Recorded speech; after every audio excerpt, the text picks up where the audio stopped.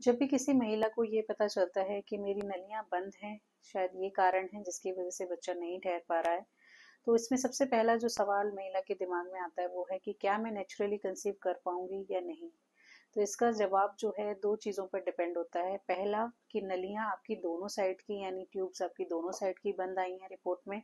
या एक साइड की है, क्योंकि अगर एक साइड की बंद है और दूसरी साइड की ओपन है तो आप नेचुरली कंसीव कर सकते हैं दूसरी तरफ से। दूसरा, अगर आपकी उम्र कम है, रिपोर्ट हस्बैंड की अच्छी है, आपकी गर्भाशय बिल्कुल सही है, अल्ट्रासाउंड में सारी रिपोर्ट्स नॉर्मल आ रही हैं, अंडे दानी अंडे सही बना रही है, तो लैप्रोस्कोपी के जरिए ये देखा जा सकता है कि नलियां वाकई में बंद हैं या नहीं। और अगर बंद भी हैं तो छोटा मोटा अगर कोई करेक्शन है तो उसको करेक्ट कर करके फिर आपको नेचुरली कंसीव कराया जा सकता है।